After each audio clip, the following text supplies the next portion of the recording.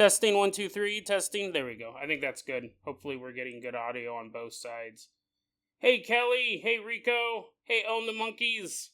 Thanks for swinging on by. Can you guys hear me okay? I'm testing out the whole audio setup right now. Not too loud, not too quiet. Thank you, Emilio. Thank you. Hello, moreover. David James, thank you. Okay, perfect. We sound good. Yeah, we're here for the, my hat's dirty. I shaved my head the other day. Explains the absence of my hair. Thank you, No Context. Yeah, you have been here for a long time. Popping up in the comments. Hey, Jacob. Hey, Rudy. 925 at the morgue. 6th anniversary special. Yeah, Rudy, I took it off. It's growing back pretty quick, but it'll come in pretty gray. El Enrique, thanks. Yeah, since the lockdown days, I remember I was like, I'm not gonna cover COVID at all, because I was like, we're just too busy, too tired hearing about it, and I'm glad I didn't, because the podcast probably would have been shut down now if I was covering COVID conspiracy theories at the time. It's like, but that was just luck that I didn't go, look what I found. Maybe this is alternative Jason, Rudy. This is the no hair Jason. I'm hoping, like, you see, I know people listening to the podcast, they're like, why is the first 10 minutes about visual stuff? My hair's coming back in real gray, which is kind of what I wanted. You can even see, I want to have like a gray mohawk. Thank you, Kelly. Thank you. That's so funny, El Enrique. No, normal, Irish guy. Probably other Irish people would want to consider me a normal Irish guy. But, yeah, they probably don't, considering, they're probably a little less weird than I am. Thank you. No sound, Norma, you're not hearing anything. Does everybody else hear? Everybody else got the, audio? No, Zara, I actually got this. There was a big store downtown that had a bunch of Bigfoot stuff, and they went out of business. They were selling it for $350, but Sabine knew the owner, so he just gave it to me. It's pretty awesome. And then this is my sign that I made for the very first, I think this was for the UFO festival. So it's styrofoam. My friend Amalia gave me a piece of styrofoam painted red. And I was like, okay, that's all I need. I went and bought some stencils and painted that on. So, that's the Dead Rabbit Radio. Hey, Khaki. Good. I'm glad to hear you guys can hear it. So yeah, I got that. I had a new one printed out for the Ghost Conference, the last Ghost Conference we went to. Maybe, what is this? Oh, okay, this is my mic. The last time I did one of these live shows, the audio sounded good on YouTube, but when I went to go post it on the podcast side, it was so distorted. Okay, let me do this. That I didn't feel comfortable putting up, which sucks, because it was our 5-year anniversary, but it just didn't sound that good. I'm trying to not... Sorry. This is all stuff I probably could have figured out had I got started right before this. Big Al, nice to see you. Anon, Nicole, thanks for swinging on by. Yeah, 6 years. I had totally forgotten about that this was a anniversary. Like, I was editing that episode the other night and I looked at it. What happened was I got that release date for that movie wrong. I was like, everybody go out and see this movie. It's going to be so awesome. Coming to a theater this weekend. And then I was looking at links because I was putting in the trailer and the show notes and they said July 12th. And I was like, oh man. And then I realized that this was 6 years ago. What was it? 6 years ago, Friday. Dead Rabbit Radio got started up. And what a fun adventure it's been. Like, who would have thought? Who would have thought I'd be doing it for 6 years, honestly? But I'm glad that I am. It's just weird. It's weird to think about. When I think about, we're going on 1,300... What's funny is the first 500 episodes seemed like a huge milestone, and then the 1,000 episodes seemed like a huge milestone. But what's the next milestone? It's not 1,500. Nobody cares. Nobody cares about 1,500. I think the next one is like 2,000, and then 5,000. Thanks, Big Al. Yeah, I'm hoping for another 6 years as well. This is one of those shows that I was like, it's time-consuming to put together, but I was like, you don't have to be in good health to do this show. I mean, it's preferable, but I was like, I could do this show as like an old man. I'm like sitting, I'm wheeling around the whole time you hear my wheelchair squeaking. You could do the, we could record it from a rest home. Scooting around. Kelly said they got their kids and grandkids addicted to Dead Rabbit Radio. I know, Khaki, I don't remember if it was you or somebody else who was like, hey, me and my kids are going to listen to Dead Rabbit Radio today. And I thought, whoever this was, I don't remember if it was exactly Khaki Q, but someone was like, hey, getting ready to listen to an episode with my kids today. And I thought he was joking. Maybe he was joking, but that episode was about a kangaroo alien who sexually assaults a woman and gets her pregnant. And I was thinking, it's probably not one you want your kids to listen to. It's going to have a lot of weird conversations afterwards. And then, yeah, later on, like, I could tell, like, after about a half hour after that first comment, there was like, damn it, Jason! So I don't know if those kids are allowed to listen to it anymore. Hey, Burb. Love listening to your podcast. Thanks, yeah, no, I'm so glad you guys check it out. I mean, again, like, I think if I was a listener... Okay, so that wasn't Khaki, to be fair. Hey, Fabio. Thanks for coming out, Fabio. If I was a listener, I don't think I'd be able to listen to it every day, but it would be a podcast that every so often I would go in and out of. Like, I might not listen to it for a couple months because, you know, just busy work stuff, family stuff. And then I'd be like, oh, I wonder if Dead Rabbit Radio's still on. And then I would check it out and listen to it for, you know, couple weeks, couple months, and then I think people kind of fade in and out, which is totally fine. Sorry, that was disgusting. But, hey, Dirk Rodman. Thanks, yeah, six more years would be fun. Because, yeah, that would put me at, what, 53? That's still young enough to do a radio show. I think most radio hosts do it until they die. You know, Art Bell took that long sabbatical, but then he came back and started doing a show again. So, Rudy Jess says the next milestone is me fistfighting an alien. Owen the Monkey says the next milestone should be like me winning a hot dog eating contest. These are things that I probably will never do. Hot dog eating contest looked fun until I saw those people dipping their hot dogs in water to be able to swallow, and I was like, that's disgusting. I don't want a soggy hot dog bun. That's like a tactic. Just give me some mustard. You see relish, they're putting more stuff on it. I'm like, yummy, yummy, yummy. I only eat 3, and then I leave. I was just hungry for that day. Short Circuit, congrats. I've been listening to the podcast since 2019 and haven't missed a single episode. Thank you. Yeah, that's awesome. That's awesome. I know people will go back.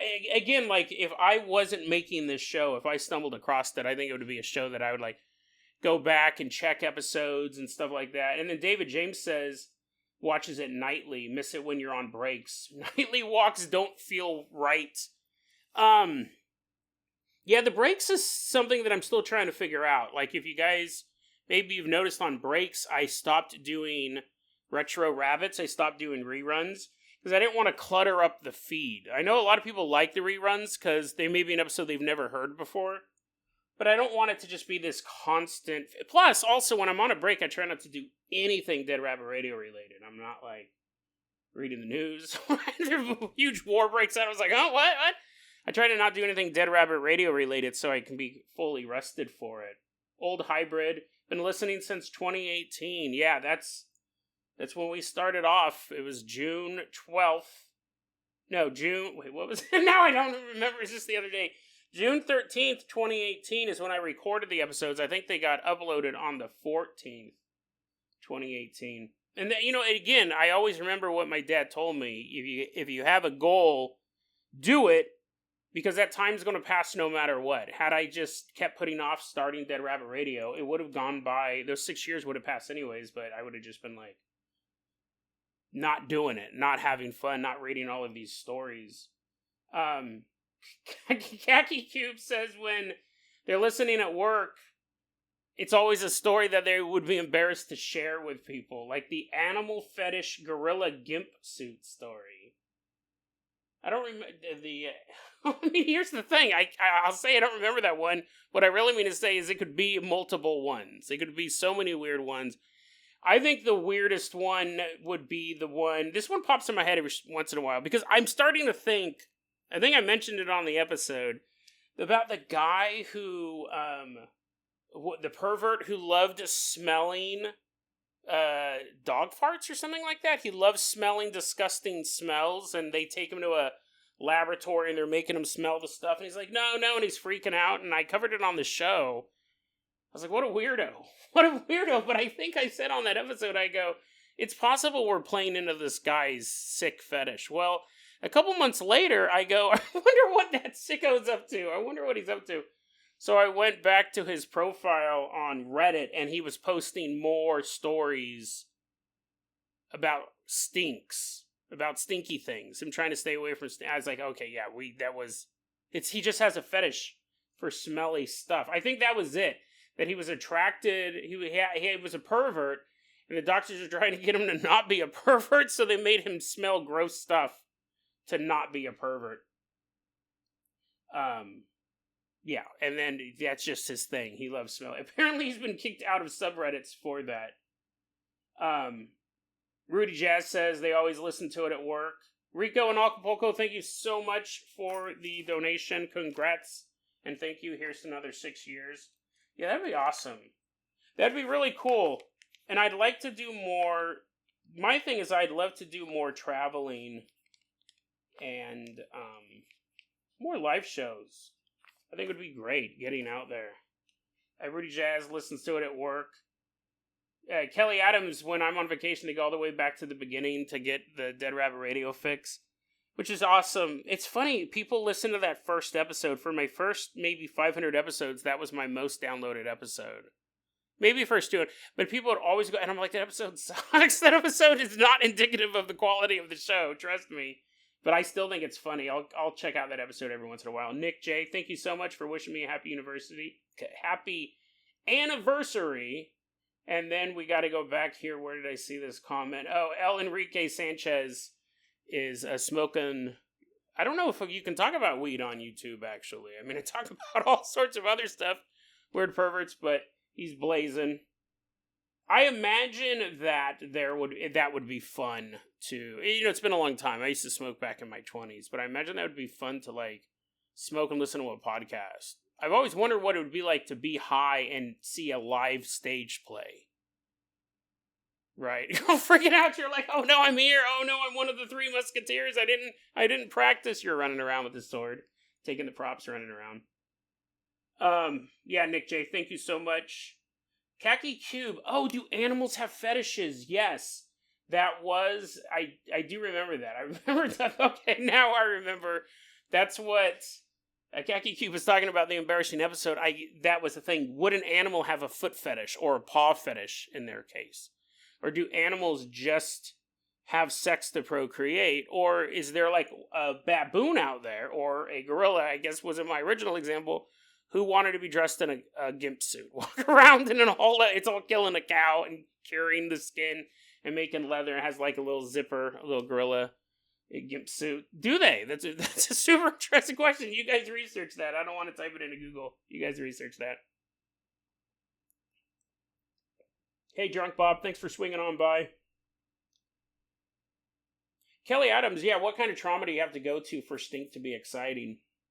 Who knows? Like, so much of that stuff comes out of some weird experience. I remember a long time ago, I think it was Vice magazine, like in the early days, early 2000s, did an article about feeders. Those are men who like to feed women until they're like 400, 500, 600 pounds. And I remember, like, in the early days of the internet, you're like, what? That's the craziest thing I've ever heard of, because you didn't have access to all this other weird stuff out there. I read this article, and it was about a support group for people, and it wasn't like to get them to stop feeding. It was to support them to want to feed people more. And the journalist interviewed all of these people. They were all average dudes who were into this fetish, and almost all of them said, yeah, when I was a kid, I saw this Porky Pig cartoon where he was force-fed. Like, this machine was built and it was force-feeding Porky Pig, and I can never get that out of my head. Like, that cartoon, which was supposed to just be a joke, I had seen that cartoon. I didn't become a feeder. I'm not out there feeding people. They watched that cartoon at a real pivotal point in their life, and they decided that's how they were going to express their love, was by feeding people. By basically turning their loved ones into Porky Pig. So, weird. Same thing like a foot fetish. A foot fetish is odd to me. Like, I can appreciate a nice feet. I can appreciate a nice set of feet, I guess. I'm not, like, adverse to them, but I don't have a fetish for them. Their feet, I mean, if you don't have them, that's fine too. Not everybody has feet. But then there are some people like that's their thing. And they have to get stepped on. They have to lay on the ground and let people walk on their face. Fabio says, staying healthy, I work an office job and hate working out doing cardio. You know what's funny? And also, the podcast helps them take their mind off what's going on and have weird anecdotes to tell during the day. Yeah, it's funny. Sometimes when I'm not working, and especially not working on the podcast, I just sit and play Minecraft and watch movies, and I gotta get out of that, because that's not good. At my age, I definitely gotta move more. But if I'm not doing anything, I just want to sit there. I always remember, an object at rest tends to stay at rest, and I'm in the object at that point. I need to get up. Denzo, love your show, Jason. Shoutouts from Finland. Finland, yes. I think Finland is the only country that has been named twice in titles. That's a very, very specific award. Maybe North Korea, but we did a whole week on North Korea. Finland doesn't exist, and they also got the Finnish-Korean Hyper War. Those were early episodes. Those were fun ones to cover. Yeah, Drunk Bob says a feeding like that is abuse. It's super interesting. Like, that was the article was saying, you know, this is a fetish, this is what these people are into, the women are willing, but then you die. You're 600-700 pounds. You can't do anything at that point. The chances of you dying younger really are pretty astronomical at that point. And that's just it. And it's super weird. We're seeing it now a lot in the gay community as well. You'll see men that are being fed. And I don't know if they all watch the same Porky Pig cartoon either, but it's a weird fetish. There are, like, that woman who had that bleach injected in her eyes because she didn't want to see anymore. Like, at a certain point, I think you can go, okay, that's a little extreme. And feeding someone like that, I think, is pretty extreme. Let's see here. So, Own the Monkey says someone must have seen that episode where Homer's hell was a donut feeding machine. That was making fun of the Porky Pig cartoon. I don't remember if Porky Pig specifically went to hell, but I remember seeing that. That was a gag off that old cartoon. I mean, maybe they came up with it independently, but that Porky Pig cartoon was, you know, it was in rotation when I was a kid. And I remember seeing the Homer Simpson where he's all more, and he's just like keeps eating all the endless supply of hot dogs. But yeah, you're right, Kaki. He said that. You're right, Own the Monkey. Somebody probably was turned on by that as well. It's just such a weird, the way the human brain works.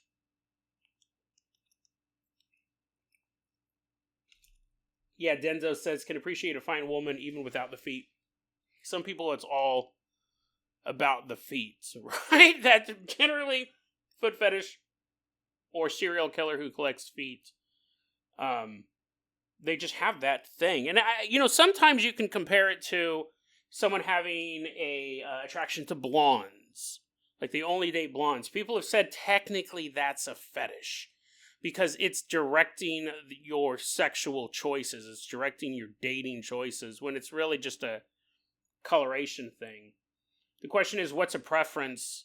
When does it... Because, yeah, let's say you go, I don't have a foot fetish, but I, would like to date women with 10 toes. Is that a preference or is that a fetish? I think that's where those...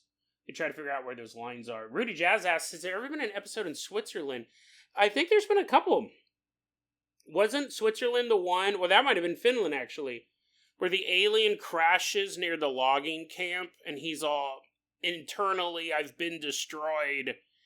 And the humans, I think the alien says some sort of prayer. It's a really interesting UFO story. The more I talk about it, I think that might have been in Finland as well. Yeah, I think Finland's representing once again. Khaki asks, how often does high strangeness happen in Switzerland? You know what's it's so weird because a long time ago we did an episode about, it was like the giant blurry alien versus Israel. And it was a setup where it was like 7 or 8 different encounters with the same type of alien in Israel over the course of like 6 weeks. And then nothing else. When I say recently, I found this a couple months ago, but I came across another story like that happened in Israel. It was all of these super weird encounters that like started off in the wilderness, moved into the city. I think it was in the late 70s. It was something like that. And I want to cover it. There's a lot of stuff going on. I got to type up all my notes. But what's interesting is when we look at stories of aliens, the big question is, they're coming in to save the planet. They're shutting down our nuclear weapons. They're interfering with our military bases. We don't get any of those reports anywhere in the Middle East. The closest we've had to it was in the past couple of years when you had that Iranian nuclear power plant and there were those lights overhead. And those were reported as UFOs or UAPs. Most people just said, no, that's probably U.S. military spy planes or Israeli spy planes. But it's odd that we don't get a lot of stories out of the Middle East. As you start to get into Northern Africa, we start to see stories in like, how do you pronounce it? Is it Tunisia? We start to get stories of like jinn activity or we did that one crazy story about, I think it was in Morocco, where kids were being murdered because they were supposedly the children of jinn. And if you killed them and did something with their body, you would have magical powers. It's a real crime epidemic that goes on to this day. Because they had something about them. It was either the coloring of their eyes or the way their hair was that seemed to be different. I think it was if you took these kids, they could show you where jinn treasure was buried. So it's one of those regions that I think, and you guys have said this too, actually has a lot of paranormal activity. It's just not being reported outside of the region. And any sort of alien activity you may report as a jinn. But it definitely doesn't seem to be reported out of the region. The Soviet Union had a ton of UFO sightings that we didn't even know were real until the 90s. We'd never even heard of them because the Iron Curtain kept all of those stories from getting out. People didn't talk about it. The risk was too high. So you could have... Where did we get off on that topic? There could be stories happening in Switzerland that are not being translated to English, so they're not really leaving the region, or it's being ascribed to some other phenomenon. But it's definitely an interesting... You would think there was more. Was that Sweden, the one where they find the alien's cup or something? I don't, Kaki, again, we're talking about that internally I was destroyed. I think, I can actually pull it up right here. People often ask, how do you find past episodes of Dead Rabbit Radio? I know this isn't the most glamorous topic, but if you go to the website, deadrabbitradio.libsyn.com, or just deadrabbit.com, you can type in like a word. You can type in any word and anything will pop up. Like, I remember in that episode, I think it was called Internally I Was or I Am Destroyed. So I'm going to type in Am Destroyed. And the search will find that episode. So, if you're looking for something like a that's kind of super specific, but if you're looking for like a near-death episode or a certain nightmare, type it into the search in the website, you'll almost always pull it up. Let's see. Sweden. That's not Switzerland, right? I was excited there for a second. That's not Switzerland. That story with that alien took place in Sweden. The logging camp one. Yeah, I think that was it. Tragic death of a humanoid in 1955 Sweden. Rudy Jazz says that their workplace might be haunted because stuff keeps appearing and disappearing randomly. 100% could be right. Could just be a sloppy workplace. So you're like, where do we put the fire extinguisher? Ghost took it. Yeah, the gas mask one in Switzerland. That was on our show. That was an episode that had been lost for a while. I actually thought that was in France. The person who was walking around on like the full get up with the gas mask, and people kept taking pictures of him. And then people were like, the newspaper published the pictures. People were looking for him. And then one day there was the gas mask. The whole outfit was left on a rock along with a note saying, "You have killed me. I just wanted to be left in peace. Please leave me alone." So hopefully he wasn't being literal that he went and killed himself. But yeah, crazy stuff. Illent, thank you so much for the donation. Thank you for 6 years of this wonderful podcast. Good health and happiness to you too, Jason. I'm writing this ill intent. What did I say? Illent? Yeah, ill intent. So you guys think that me mispronouncing stuff is just a meme. It's not. Let's see here. I wanted to go back up and we'll work our way back down to ill intent's comment. Fabio says, you often joke about security agencies listening to your show. Do you think aliens, maybe demons and cryptids listen to it too? To be sure you don't spill the beans, come too close to the truth. I don't think cryptids listen to it. I mean, who knows? Bigfoot might have a Wi-Fi connection. Yeah, it was interesting on a couple episodes ago, maybe it's a couple weeks ago, I made the comment, I said that God knows who you are and God knows who I am, but I don't think the devil knows who I am. I don't think I'm on a threat level assessment. I don't think there's a big corkboard in hell and they got these newspaper articles and red string tying it all together. I would be surprised if the devil knew who I was. You know what's funny? It's like, I think a demon could listen to the podcast. A demon could probably just hang out in my... I'm not inviting one. I was like, yeah, come on by. I'm not saying that, but a demon could just be here while I was recording it, too, right? They wouldn't have to be like, oh, when's this episode coming out? I want to go to bed. Episodes have been coming out really late at night recently.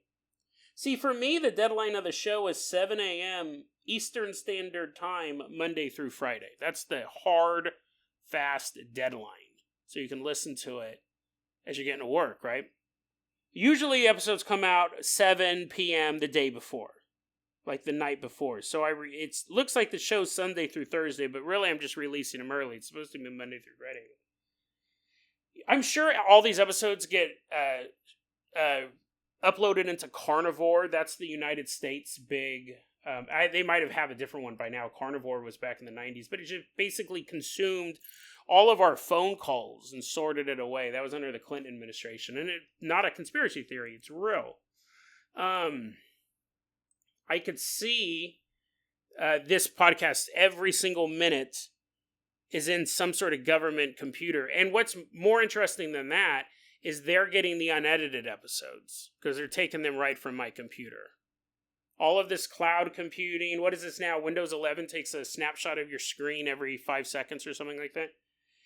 The government has access to all of the recordings and all of the non-recordings. Me just sitting here in front of my computer or me within, speaking volume of somebody else's telephone, it all gets recorded.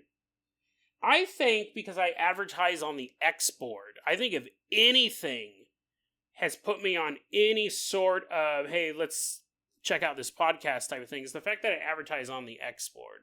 It really is, I think, the best place for this show to advertise. I've looked into advertising on Phantoms and Monsters website. We'll probably do that at some point. Advertising on Godlike Productions, advertising on these other conspiracy theory websites. But I think the X board right now is the best one. Like, we've been running ads there for quite a while. It's probably been about 2 years off and on. It's mostly on at this point. There's an ad in one of the formats. But I think if anything has piqued the interest of a security community, it's been that. But, I don't think aliens listen to the show. I would be surprised if demons listen to the show. I don't think that... If they did, they would go, this guy, even if he knew the truth, he can't pronounce it. Nobody would know what he was talking about. I think he'll be okay. That's my personal... Well, here, Khaki Cube says... Dead Rabbit Radio has some alien fans. I would like to imagine there's aliens stranded on Earth in underground bunkers. The problem with that is that listen, I do love aliens. I love alien stories. I always do play up the angle of me just beating up aliens. I do have my shirt. Fight for glory, pride, and honor. This was the one. We did an episode with this shirt. Keep struggle for freedom fight. Established 1984, and it's a picture of an alien and two, what are those, brass knuckle knives? What does it say at the bottom here? Solar Warden, Reptilian Resistance Corps, protect the Earth. I mean, this is an awesome shirt. This is not a piece of merch that I make. I remember I found this when I was doing an episode. I think it was the Earth First episode or somewhere around there. And I laughed really, really hard, and then I was like, I gotta buy it. I 100% have to buy this shirt because I'll forget it exists. It's in regular rotation every once in a while. Harbinger Solution, thank you so much for swinging on by. Master of Ellipses, thanks for stopping on by. Celestial M, getting a nice group coming on in here. Sunken Flower, congratulations on 6 years. Thank you. Master Ellipsis is supposed to be at work. They're supposed to be guarding a nuclear silo. They're like, I think it'll be okay. Odd Hybrid, thanks for swinging on by. Let's see here. Rampart, listen to all your shows in my nightly gaming sessions. Awesome. Maybe it sets the mood. Maybe it's like... Well, the problem is the show, I don't really know if it has a tone. That's been the big struggle with the show. Some episodes, people are like, oh, that was really funny. That was hilarious. Then the next episode, they're like, that was sad. How many times do you have to talk about parents dying in a half hour? You seem to just cram them in. Sometimes I'll come across the really depressing story, and I'll go, okay, I'm going to add more depressing stories to this episode, so if someone wants to skip it, they can. But then the problem is then I start like laughing and telling jokes during the first depressing story to try to lighten the mood, and then it's just this tonal chaos. Drunk Bob says, I can't believe Jason uses more fuel than Tay-Tay flying around all the place in the Carpenter copter. We do use that. We do use that copter a lot. And I don't even know. Probably diesel. What do they use in a helicopter? I imagine it's not gasoline, but I don't know. It could be wrong. Khaki Cube says they're powered by renewable energy. Last week we brought out a boogie board. You know, it's funny. Because sometimes I think I overthink stuff. And I go, if I was a Patreon supporter, what vehicles would I want to be in? That is a question that I ask. And normally, it's just one vehicle and then the Carpenter copter. I want to make sure everyone flies the Carpenter copter.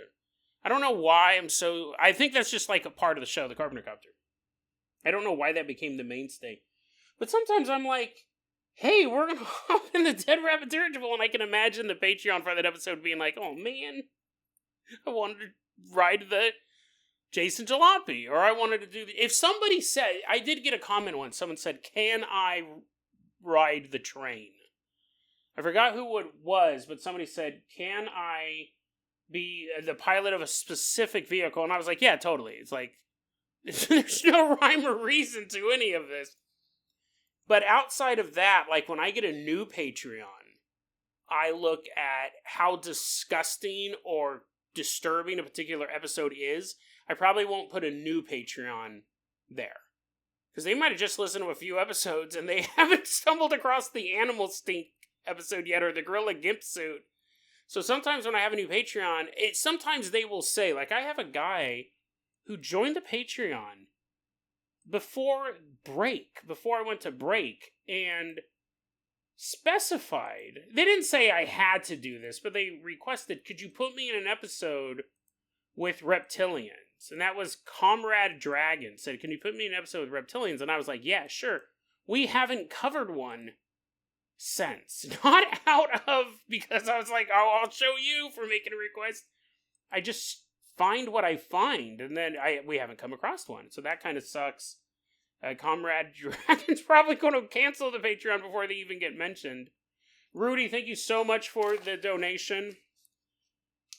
Rudy wrote, I know I often joke about seducing the paranormal, but what do you reckon would happen if I tried to seduce a ghost or demon or something like that? You know, that's an interesting question, and it's really two things. it would be akin to saying, what would happen if I seduced a human or a Tasmanian devil? Yeah, they're both biological entities. They both live on Earth, but the demon will try to do whatever it can to destroy you. And it would actually want you to try to seduce it. It would work its way into your life. A ghost, it would still just be like a human. Like, I don't recommend either, because you don't know what the results are going to be, and you don't really know what you're dealing with. But one would want to destroy your life. One could not destroy your life. It could just fade away. A couple different things could happen. But I think someone posted on Reddit the other day, and they're like, my father-in-law died recently, and we're talking to him through a lamp. There's a lamp on the floor, and it turns on and off, like one flash for yes, 2 flashes for no, type of thing, right? And then, okay, that's fair, right? People will communicate with ghosts like that. But then they said, oh, by the way, let me see if I can pull it up. This is one of the weirdest. Okay, I can't say one of the weirdest. I can't say that with a straight face. But what was it? It was, oh, dang it, I might not be able to find it. I thought I bookmarked it. It might be bookmarked on my phone. Anyways, I'll have to find it.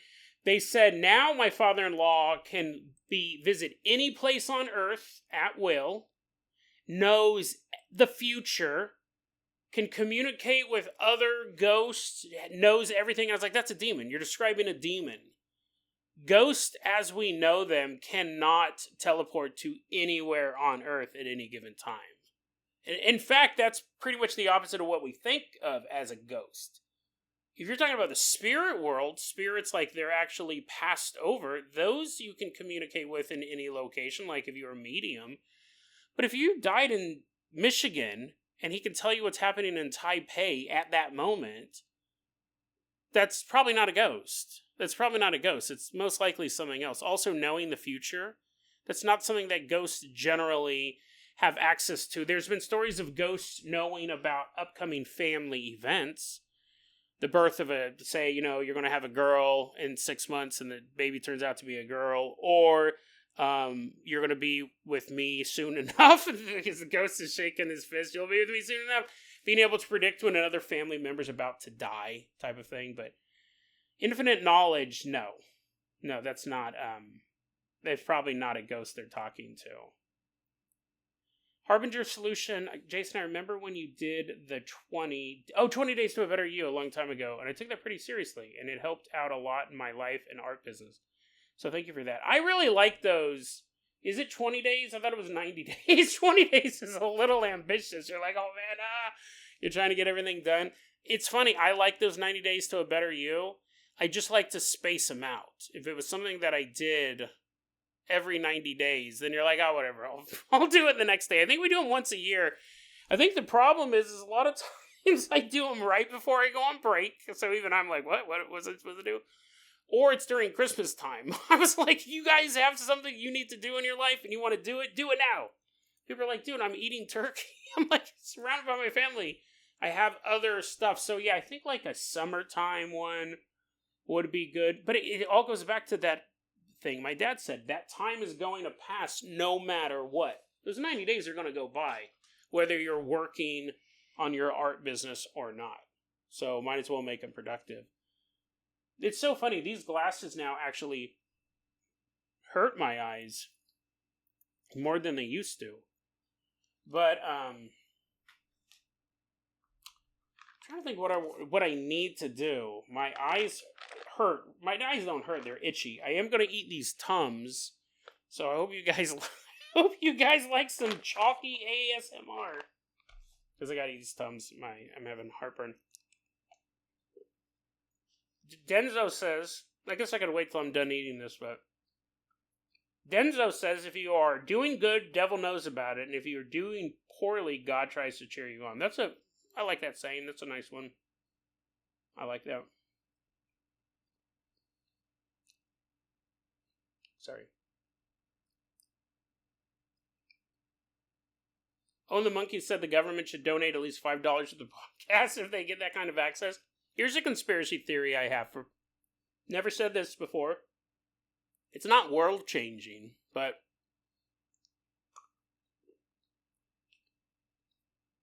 it'd be really easy to launder money through Patreon. In a way, right? You want to AstroTurf some group or a podcast or a show, make them look more popular. You set up all these accounts, they're all donating $5, $10, whatever. You can even do the big ones, $100 each. Patreon gets a cut of that. So if someone donates $5 to me, I basically get $4. They take $1. Roughly, somewhere around there. When you launder money, I'm not saying Patreon's part of this. I'm saying you could use Patreon to do this. I'm not saying Patreon's being sneaky. If I had a bunch of money that I needed to launder, having an unknowing accomplice is a lot safer than someone who knows, like a bank that could, eventually blackmail you or say, hey, we want a higher percentage, we know what you're doing. You take the money, you donate it through Patreon, they take their cut, which they take from everyone, and if that cut is less than you would end up giving to a bank to launder your money, it would be totally fine. You could have a creator that's making $25, $50, $100,000 a month. There are creators out there like that are clear. 100,000s, there might not be anyone who's making $100,000 a month, but there are creators out there on Patreon or other services like this. What are the other services like this? Buy me a coffee or whatever. You could put money into this and you're laundering it. You're sending it to a group that you also, they take a cut maybe, or maybe that's your group and you just take all the money. It wouldn't be that hard to do. I wonder if they have safeguards in place to stop that. Let's see here. Yeah, Kelly says if they are fans, it's because they enjoy hearing you laugh at yourself too. Yeah, that's true. I think that it's funny because that is a complaint I get about this show, and that's another thing people like about the show is the laughing. It's nothing I do on purpose. Trust me. If you listen to a live episode when we do the Patreon live episodes, I edit out more of the laughing than gets in. Like, it'd drive me nuts if I knew someone was faking the laugh. So I really try. I think I'm pretty good at I don't do that. The closest I'll come to it, sometimes I do this. If I tell a joke and it pops in my head for the first time, right, and I'm laughing, and I'm still trying to talk and you can't hear what I'm saying at the very end of the sentence. This happens a lot because you guys can tell, like, I'll be laughing and then my voice gets a little bit lower. Sometimes I'll re-record that last sentence, the last few words of the sentence. But it's really hard because at that point, like, it goes from me laughing to me just being like, and then he was never found again. And so it's so hard to edit around. It drives me nuts. Blitz Neo, thank you so much for the donation. I am taking down all these names. You guys will be getting your shout outs in the episodes. And Harbinger Solution, thank you so much as well. Thanks for being the best paranormal true crime podcast. Thank you. I really appreciate that. It's been nice to do more of the true crime on the TikToks, on the YouTube shorts, because I really do love true crime. It's just, it is different than paranormal. Like, I've learned that people who love true crime like paranormal, but people who like paranormal don't really like true crime. They find it very, very dark. It's one thing to talk about a woman who died in the 1800s, like threw her baby off a bridge, leapt to her death, and now it's called Crybaby Bridge. You can hear the sound of a baby crying. That's a lot different than June 2024. A mother threw her baby off the bridge and then jumped to her own death. And it's like reported in the news. People don't want to hear that. Here's the thing. I don't like that type of true crime either, to be fair. I think it's just horrific. But there is that difference. The most horrible story I've told recently, and I told it because it linked back to World of Conspiracy, was that woman who killed her 2 kids and her boyfriend, like the day of the eclipse. That was horrible. And I was like, this is something that I wanted to cover because it really plays into that world of conspiracy theory. Yeah, Kelly Adams say, I define it as off the wall unusual stories. I think that's a good way to describe the show for sure. Drunk Bob likes the Carpenter copter. Denzo, Carpenter, the copter is proven a classic. Own the Monkeys. I remember the Dead Rabbit Rickshaw. Did we have a Dead Rabbit? That sounds pretty dope. Was that a thing? What was the sound effect for that? I actually like that one. Drunk Bob. Other people have said that too. Drunk Bob makes the sound effect. And other people have been like, yeah.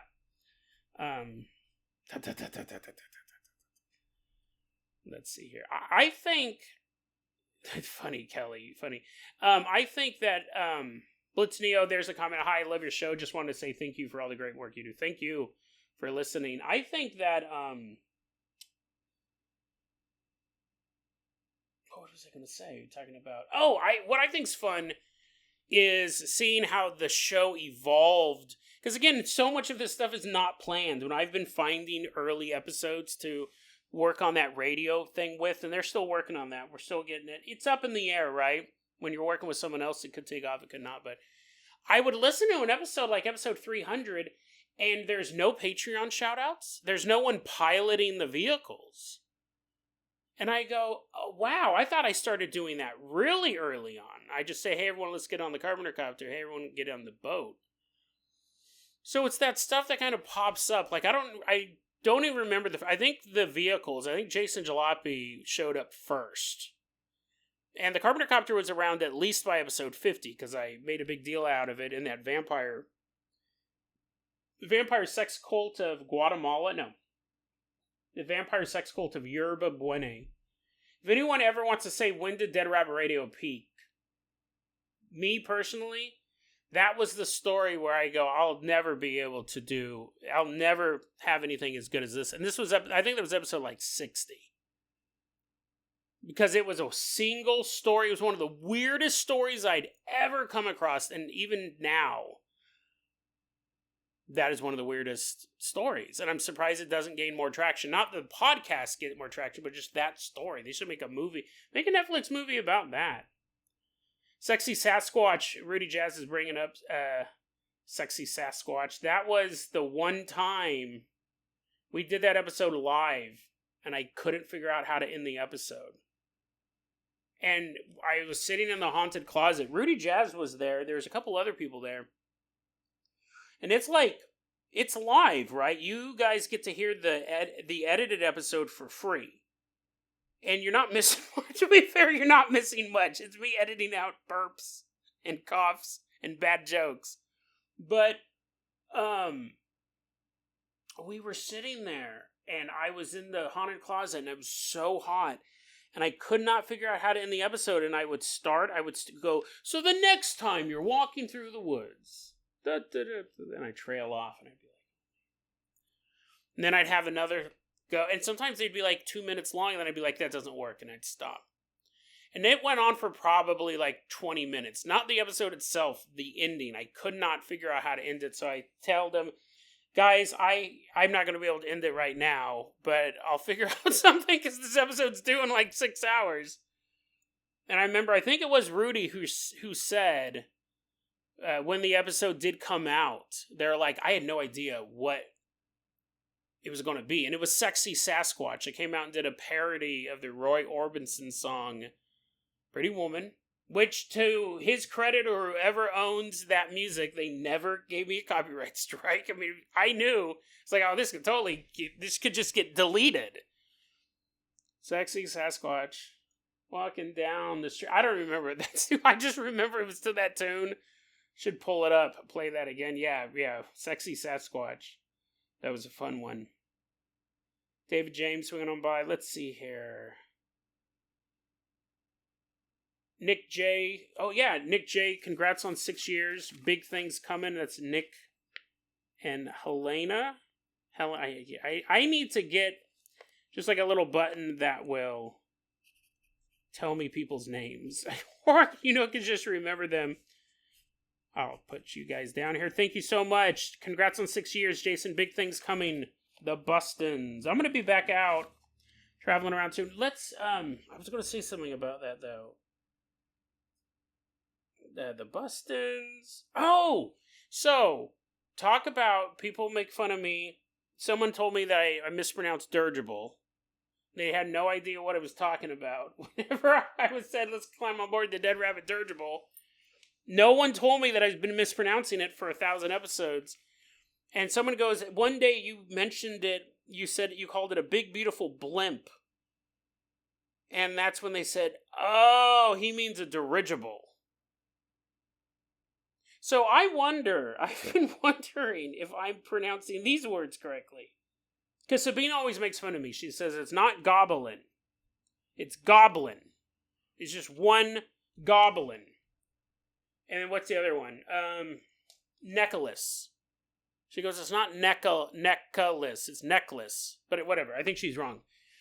I'm wondering if I'm pronouncing phenomenon right, because it sounds like that Muppet song.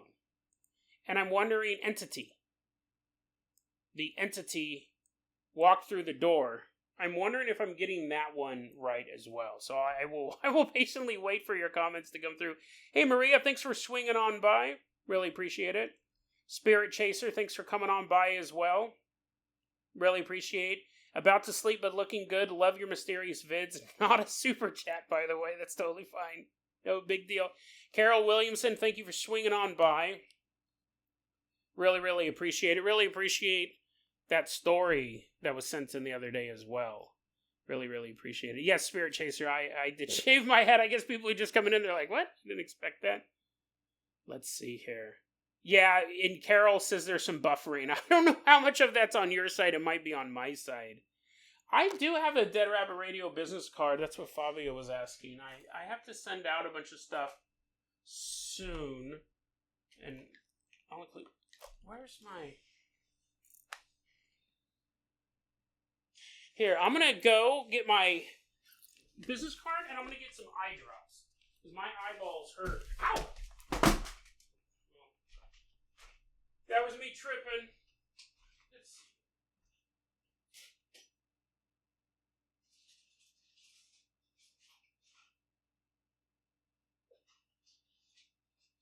Okay, and then a business card. That's the other thing I was getting at. You're like, wow, Jason. Super intrigued. Oh, here they are. Now, what happened? My eyes get so dry, and it's something about live streaming that like hurts my eyes. Rudy said, "Gobble in these nuts." So here, Blitz Neo said 2 years ago I had to go to the mental hospital. Hope you're okay with me reading that one. On the day I got your Patreon stickers, you have helped me out so much. Big thing. Let me read this again. My eyes. Blitz Neo, 2 years ago I had to go to a mental hospital. On that day I got your Patreon stickers. You have helped me out so much. Big thank you for the show. I love stuff like that. Not you obviously going to the mental hospital, but because I think about the times when I was having a bad day or stuff didn't seem to be going right, and I would look forward to getting home and watching a particular YouTube channel or listening to a particular podcast. I remember before I was doing Dead Rabbit Radio, it was winter time. I've told this story before. It was winter, and I was sitting at home. It was cold outside. It was my day off, and I had the next day off. And I was playing Shadow of Mordor. That was the first one, right? That Lord of the Rings game. Shadow of Mordor, and I was listening to the podcast, which I had already listened to. This was the second time I was listening to the podcast, the Parapod. And I was playing this comfy game, listening to this comfy podcast. The weather outside was cold and dark, and that was the first time in a long time where I was happy. Like, I was actually filled with joy. And some people might think I tell that story to some people and they're like, oh, that story's sad. I'm like, no, it's good. It's good that I found that thing, that combination of things. This podcast, The Parapod, is just two comedians talking about the paranormal. One was a complete skeptic. The other one believed everything. So one of the big inspirations behind Dead Rabbit Radio, there's two episodes where they drive a Parapod taxi. Not literally, but they do a ghost tour on the podcast. They're just like talking about all these different, and that's what gave me the idea for the Carpenter Copter and the Jason Jalopy was from them. Because I go, that'd be cool. If we're traveling from place to place in a story, let's have a vehicle for that. So, yeah, I love reading comments like that, because then I get to be that for somebody else when they're not feeling good, when things are just kind of dour or, very not going well in Blitz Neo's place at that point. Just to be that parapod, just to be that game, just to be that... I love comments like that, really appreciate it. But again, I'm not glad that you had to go through that stuff to get there. Kara Williamson wants to hear the sexy Sasquatch song. I don't remember it. I'll put the episode... We should rerun that episode. I wonder... I'd have to look it up because to see where the Roy Orbison thing is. Now, depending on your... Let me look through some of these comments here real quick. Well, Nick J, if you pronounce words wrong, wait till you hear what the British call aluminum foil. They do call it something weird, don't they? Aluminium or something? Or is that something totally different? Thanks. Yeah, Carol, since she stated it outright, Carol said, I loved how you told my story. Carol Williamson was the person who had the near-death experience that we covered on the 6-year anniversary episode. She had sent that to me like the night before. I think I read it either right before I went to bed or right when I woke up. And I messaged her halfway through the day and I said, I don't have time to comment on it because I was at work. But I said, can I use this for the podcast? Because at that point, once I realized it was the anniversary, I thought this would be a perfect time. And if Carol said no, sometimes people will send me stories and I'll ask if I can recover it, and they'll go, no, I'd appreciate it if you did it. They just wanted to share it with someone, and that's fine.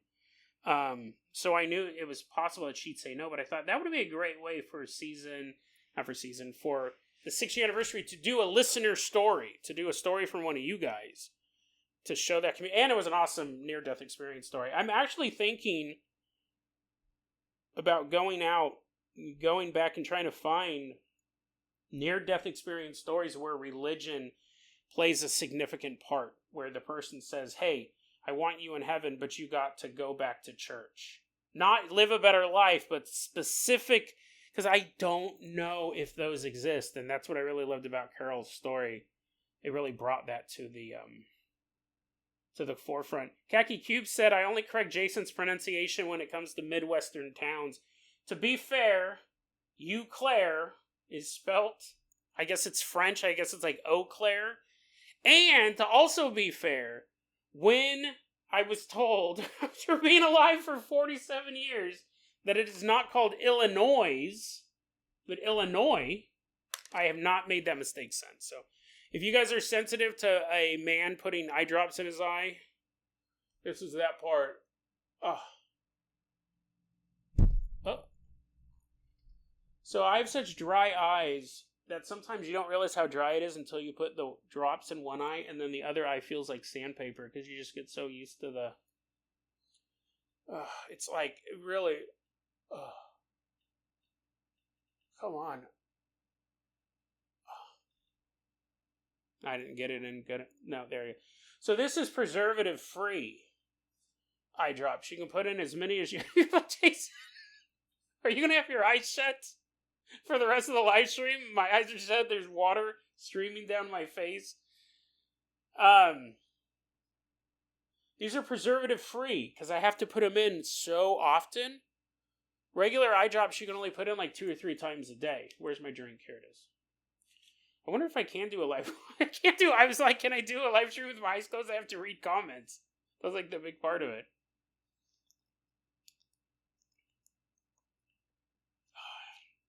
Where's my mouse? Okay. Odd Hybrid, still waiting on the official Dead Rabbit Radio varsity jacket. I would love to have merch like that. I'm glad that we have the merch that we do. And then here's the business card at Fabi. I'll show you guys in a second. But it is limited. Like, whenever I think of it, someone recently said, oh, dude, you should have Dead Rabbit Radio, like, lapel pins, like enamel pins.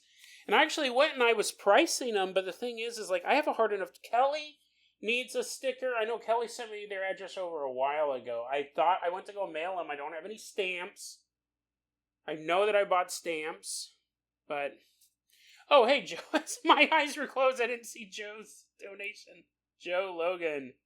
Congratulations on 6 years. Your pronunciation of dirigible It's ruined my brains forever. I can't say it right anymore. Caspian. That was my goal. That was my goal. Everyone's going to end up failing pronunciation test if those are things. Phenomenon is right. Goblin, this is coming from Kelly. Goblin is not. Yeah, the other day I was sitting there and I go, what's the difference between... Because we always called it tinfoil when I was a kid. This isn't a Mandela effect. It used to be called tinfoil because I guess it really was made out of tin. And so if you grew up around old people, they still called it tinfoil, aluminum foil.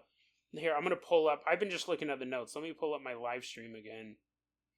With my wet eye. I look like I've been crying. That'll be the thumbnail of me going, and like tears streaming down my face. Here's my business card. Have I shown you guys this before? This is an old one. So this is when it still said the Daily Paranormal Conspiracy and True Crime Podcast. Because to be fair, it hasn't been that technically in a while. We don't cover enough true crime. And what would happen is I would tell people, they go, what type of podcast do you have? And I go, oh, Paranormal Conspiracy and True Crime. And they'd go, ooh, I love true crime. And I'm like, no, I'm talking about a guy who pours diarrhea on a woman's head at a bus stop. You're thinking about Ted Bundy. You want some deep dives into Jeffrey Dahmer. That's not what we do. We covered the weirdest, most disgusting true crime possible. A lot of cannibalism, a lot of Arby's-related crime. Surprisingly, that's its own subgenre. So here's I'm going to update this card. This is Dead Rabbit Radio. Ash Black, what a great logo. Really cool. Hey, let me pull the comments back up. Those disappeared. Where'd you go, man? Okay. So. Let me get these down here. Rudy asked what I tripped over. It was the leg of the chair.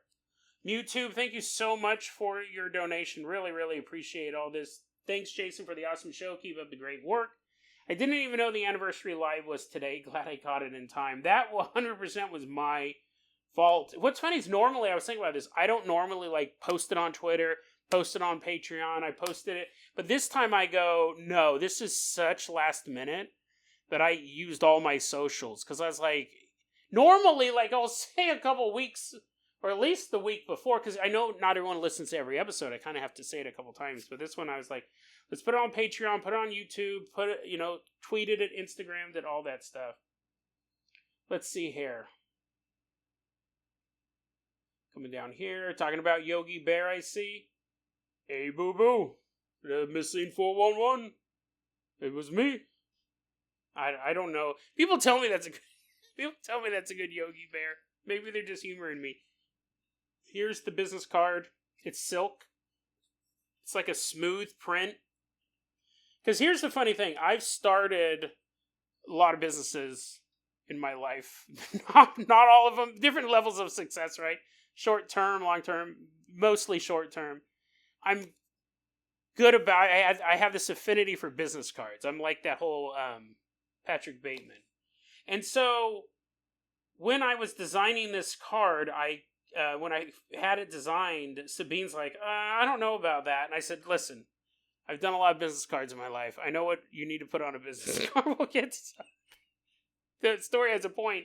But the first thing is I said, I'm going to pay extra money to have this smooth silk paper. So what it is that, and it's happened nearly every time, when I hand my business card to someone, they touch it and they go, ooh. They all make that noise because it feels soft. It feels like a little baby blanket, but it's a business card. So after I said, I know how to design a business card, but how do I know what I'm doing? So here's the beginning. Hey, Frollo, thanks for swinging on by. No, I think Frollo's joking. But Frollo says, Jason, have you been crying? No, I was putting eye drops in earlier. The Dead Rabbit Radio card, this is the front. This is the back. People, there's a reason for this. This is the back. Now, if you can't see it, there's at least, 30 words? 30 words on it. It says, Jason Carpenter, Paranormal Investigator. This is all on the back of a business card. Jason Carpenter, Paranormal Investigator. Because you don't identify yourself as a podcaster. There's nothing people... They don't hate podcasters, they're just not interested by them. But a paranormal investigator, that'll get some conversation started. Jason Carpenter, paranormal investigator. It says personal investigations include shadow men, demonic possessions, stuff that I've looked into, like, physically. Demonic possessions, the blue boy. Now imagine, I'm not even halfway through. Imagine someone gives you this card and they're like, what? What's the blue boy? I don't even want to know. I don't want to know what the blue boy is. Shadow men, demonic possessions, the blue boy, the Bodox, which is what I call those big dog things. Wasco Street, which in Hood River is just the streets. We were like, huh? Like, you hand this to someone in California, they're like, what's Wasco Street? That sounds intriguing. But around here, they're like, the Frisbee Golf Course? Are you talking about the Frisbee Golf Course? Why is that on the back of your paranormal card? Shadowman, demonic possessions, the blue boy, Bodox, Wasco Street. You know how I'm always talking about that time I fought a witch, Jason fought a witch, where I laid the salt out in front of the door and then the woman couldn't enter the house for like 20, 30 minutes? That's on the back of my business card. I called it the Witch War. Because that sounds a lot better than I poured salt on a witch. So those are my personal investigations. And then underneath it, and this kind of is related to Spirit Chasers' next question, the ongoing investigations include Mormon, Bigfoot. So here's the thing. When you get this card, you flip it over and you're like, this is nonsense. I need to know more about this. This is nuts. And I honestly think I'm going to redesign the card. I'm going to take out the first part. Personal investigations include. Because it's not as eye-catching. But imagine if someone handed you a business card and it said, Jason Carpenter, paranormal investigator. Or your name. Obviously, unless your name is Jason Carpenter. Paranormal investigator, cases investigated include, or something like that. And the next thing you see is Mormon Bigfoot. You'd be like, what in the world is this? The first ones, those are legit things that I've investigated, right? Demonic possessions, the blue boy. Next card is just going to say, ongoing investigations include, these are amazing. Mormon Bigfoot, monkeys don't exist. I should just have a card that says monkeys don't exist and my contact information on the back, honestly. Mormon Bigfoot, monkeys don't exist. The Conformers, which is not an evocative title, but that is such a weird paranormal story. Mountains are trees. I think that one might be a little too, like, you can tell that in 30 seconds, but it might not be as evocative as Mormon Bigfoot. Or monkeys don't exist. And then I have the Black Bedrooms and Barbara Bolick. Barbara Bolick's probably my favorite missing person story. The Black Bedrooms is that phenomenon where people are waking up. And it seems we've found quite a few of these. And they're in some dark universe or some other odd things going on. So we're getting, this is the business card. Fabio, it's so funny you guys asked like a little question. I was like, for the next 10 minutes, here's the business card. We're going to redesign it. This is just going to say the Daily Paranormal Podcast, which is perfect. That's all you need. And on the back, I'm going to take out the Wasco Street and all that. It's just going to say ongoing investigations include Mormon Bigfoot, monkeys don't exist, blah, blah, blah. It's funny. So my only contact information on the back of the card is my email address. So, anyways, when I was designing this, Sabine goes, I get it. You say that you've designed hundreds of business cards. Maybe not that many, but dozens of business cards in your life.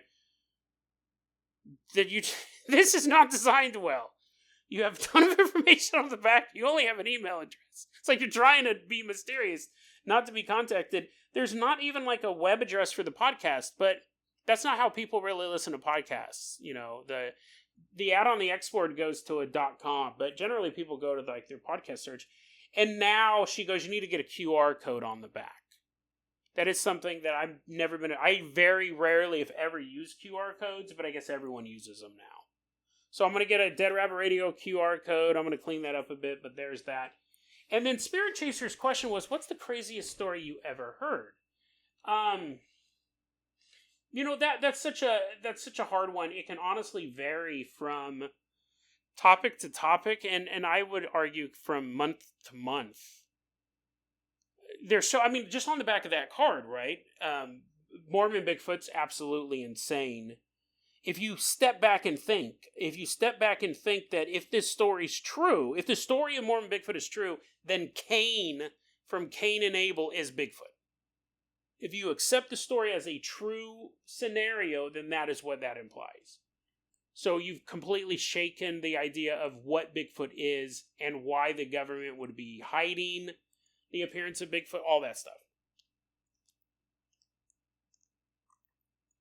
Because apparently, it's been a long time since I've read the book of Genesis, but when Cain is cursed after he kills his brother, it is said that you will never be able to harvest the land. Basically, you're going to have to be a forager for the rest of your life. And it's not just that Cain was punished, but all of his descendants. So it would explain why there are tribes of Bigfoot. They're actually the direct descendants of Cain from the Bible. If that story is true, and if we take it, and my microphone's been tilted over for most of this time. Sorry, guys. Probably making it worse doing this. Everyone's ears are bleeding. So I didn't. That's one of the crazy stories, if you accept it on its face. Now, if it's not, if he just saw a regular talking Bigfoot, which those are rare, we have a cryptid that is recognized by a major religion. A modern-day cryptid. So either way, that story is absolutely bizarre. If it actually is Cain from the Bible, totally changes everything we know about Bigfoot. If it wasn't Cain from the Bible, it was just a talking Bigfoot who said he was Cain from the Bible. Technically, he said, I am the one who will wander and to drive men into sin, or something like that. Or even if Bigfoot was the devil or some sort of demon, totally changes things. That's one of the craziest stories. Craziest true crime, sex vampire cult of Eerbud. You had an entire city taken over by people pretending to be ancient gods. Were they Mayan? Trying to be Mayan gods, and they were eating people, and the police had to bring in armored vehicles, and there was this huge shootout. The whole city versus the police, and it happened in the 80s or something. We're not talking about in the 1800s. It's a fairly recent story. Absolutely fascinating stuff. Barbara Bolick, missing person story is totally insane. When you look at the conspiracy theories like monkeys don't exist, nutty stuff. So yeah, I try to find weird stuff for the show. So I don't know what would be the craziest. As far as what's been the craziest thing we've covered recently, would probably be, what was it, this week or last week, about the guy who thinks that the Canadian government is sending vampires to churches of unvaccinated people. I mean, I love that. So awesome. That is fantastic. Fantastic paranormal conspiracy theory. You 100% could have written that as a comic book or a short story. But there's a guy who believes that. And I was like, this has to be a troll. This is so perfect. And I just came across that a couple weeks ago, so it's really hard for me to say what the craziest is. Let's see here. Is Rudy? It looks like, yeah, I know. What happens is I pause and I don't read any of the comments, and then I try to catch up. Let's see. Carol says that she's in the best shape of her life. She was the one who had the near-death experience lately. And so that's awesome. You can always start back over. I feel right now at my age that it's either going to start the decline or it's going to peak. I'm not talking about professional. I'm not talking about personality. My health. And I feel like I have to start moving more, which I actually am. I do walk a lot, but I'm like, no, you got to do more. Just 20 minutes more of working out a day, and then more in the future. But yeah, I'm really trying to fight that because I don't want to be unhealthy. I know I always complain about a stomach ache, or I'll have this ailment or that ailment. Most of it is relatively minor stuff. I mean, I do get strep throat. You could hear my throat draining in that one episode. Let's see here. Yeah, Denzo says it's nice when you let some true crime slip in. Yeah, I try to find the weird ones. I have this story ready to go for years at this point about the guy who got so tired of people breaking into his house that he hid in the basement of his house, and he set up a video camera. The guy did to I'm going to videotape these guys breaking into my house, and it was like teenagers, but they were like 18 and 19. It was a guy and a girl. And the dude laid in wait in the basement when they came down the stairs. He murdered both of them, and he caught himself on video. And he's in prison for murder. Like, I get, like, they're laying on the ground, and they're, like, begging for their lives, and he's like, I hate thieves. Dude, maybe if you were planning on murdering them, not to set up the camera. That was a really crazy true crime story. But again, like, I've had that ready to go for maybe 3 or 4 years. Like, the notes are all typed up, but I was like, I find it super intriguing. Sometimes I'll record some of it and go, I can't really tell this in an interesting way. Like, see how I told the whole thing in, 30 seconds? I could tell that story longer. And really, I mean, like, him shooting them in the basement, it was far scarier than that. I guess the guy came down first, and he shot the guy, and the girl was still at the top of the stairs, and she heard something happen in the basement. She didn't know what it was. So she came downstairs, and he shot her while she was still on the stairs, and she fell down on top of her partner's body. And then he finished him off, like headshots. So it's like, it would be scary in that sense, right? Just like a typical horror movie. But yeah, it's all about finding the balance, the true crime. For a while there, I was doing true crime on Wednesdays. It's kind of give it a middle of the week thing. Let's see here. Good night, Rudy. I know Rudy already left, but... Carol, I love it when you crack yourself up. Yeah, again, like, that's probably the number one complaint that I get about the show. But, sometimes, especially early on, I was trying to figure out what the show was like. What is Dead Rabbit Radio? And sometimes you do get these weird tonal things. I try not to crack a bunch of jokes, obviously, if I'm talking about certain types of subjects. And then sometimes I'll crack a joke about not cracking jokes during a certain type of subject, and it all gets edited out. Generally, that stuff comes out in that creative process. But yeah, someone left a review lately, and they're like, why is he laughing? Why is he laughing? And none of this is funny. 1 star or whatever it was. No stars or something like that. And then other people are like, oh, I love it when you crack yourself up. But again, there are some episodes that I'll listen to and I go, wow, I really like that story. It was entertaining, but it's not a funny episode. People who are coming to listen to a funny episode, this isn't going to be one. Khaki Cube, the Blue Boy was the... I reran the episode lately, but again, I know you guys don't listen to every episode. You don't have to, for sure. It was this ghost that I encountered down in Sacramento. He was blue. Like, he had this blue glow. He had, like, blue facial features, blue clothes, like, this faint blue glow around him. And this ghost would follow me around. Like, I saw him at my grandma's house. First, I saw him in the middle of the road. Then he was in the back seat of my car for, like, a split second. See him at my grandma's place. I see him at work. I was really getting paranoid about what this thing was. I mean, I figured it was a ghost, but...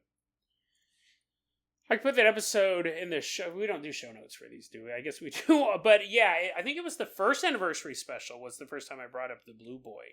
And I think it's funny because a lot of times when I do the reruns, the Retro Rabbits, people are like, I reran that one recently, the 1 year anniversary. People are like, congratulations, 1 year. And I was like, oh yeah, this episode's old. This episode's from 2019. So that was the Blue Boy. Prolo says, I gotta hear the witch story. Will you tell it? There is an episode where we did talk about it. Jason fights a witch. Basically, I mean, like, the short version is that I was living with this girl and her dad was dating a witch. And he was like, I'm dating a witch, right? I'm dating a witch. Like, it was like a bragging thing. And I'd be like, why? That'd be like me going, I'm dating a Mormon. I'm dating a Mormon. Like, okay, so what? I mean, she was cute. He would have been better off bragging that he had a cute girlfriend. But anyways, he was like always bragging that he was dating a witch. And I was like, whatever. Well, the witch didn't like me. Which is totally fine. I know I might come off super likable on the show, but I can be very caustic personality. Especially more back then. And nowadays, I've leveled out. I just don't care as much about stuff. That before, I'd be like, what?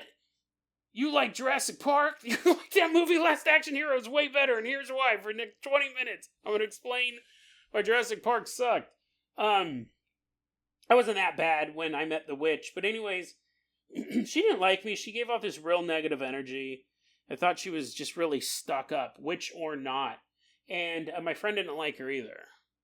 And when her dad was dating her, we were sitting at the house one day, and I said, dude, you know what we should do? Be fair, I was pretty stoned. This is back when I was smoking, too. I was like, dude, you know what we should do? Witches, or evil in general, hates salt. They can't pass by a salt barrier. Let's salt the front door. Let's pour some salt out in the front, right by the front door, and see if she can cross the salt. And my friend was like, dude... Totally awesome. So we're basically looking for salt. I think we just had like Morton's table salt, but I'm sure this will do. Sure, this will work. And we did. We put a big pile of salt right where the front door is. And I remember we debated over whether or not we should cover it with the welcome mat. Because I said, listen, I'm going to tell you right now, if she sees this salt, she is going to be, it's basically a hate crime, right? She's going to be super offended because she's going to know what we're doing. So, we salted. I don't remember if we put the doormat over it because I was like, it would cover it up, but I go, but that might break the line.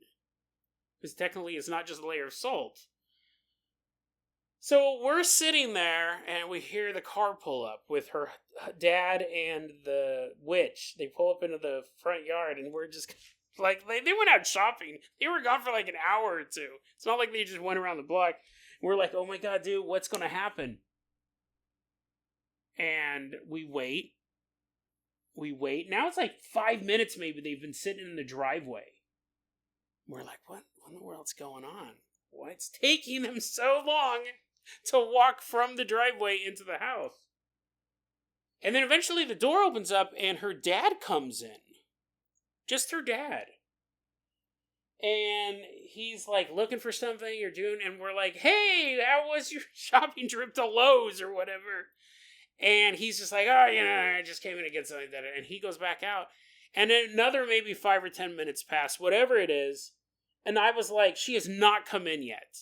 Basically, the only way she can get into the house now is to climb through a window or come all the way around back, open the gate up, and come through the sliding glass doors. So me and Kara were like, what? That was my friend's name. I didn't mean to say her name, but anyways, me and Kara were sitting there, and I go, dude, you need to go and find out. You need to go and find out why she's not coming through this door. And Kara gets up and walks out there, and she comes back. She goes, they're having a huge fight. They're having a huge fight. I go, about what? And she's like, nothing. Just, stupid stuff. Well, eventually, the dad comes back in, and then the witch comes back in. And listen, it's been a long time since it happened. It was maybe they were out there for an additional 20 minutes, half hour, maybe even longer, before she crossed that line of salt. And I started to think, and I think this is what Kara was thinking too, that she might have sensed it.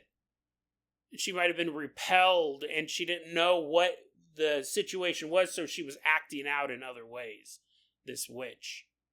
Super weird. I mean, again, I expected her, honestly, to come in and say, why'd you guys salt the house? I can see salt everywhere. I was planning on making french fries for you guys tonight, but no salt.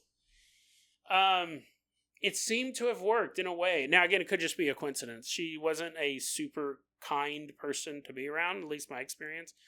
She was very snooty. And Kara's dad was very down to earth. He's like a worker type guy, building stuff. And so it could have just been that she was always in a bad mood. But it could have just been that. So that's the witch story in a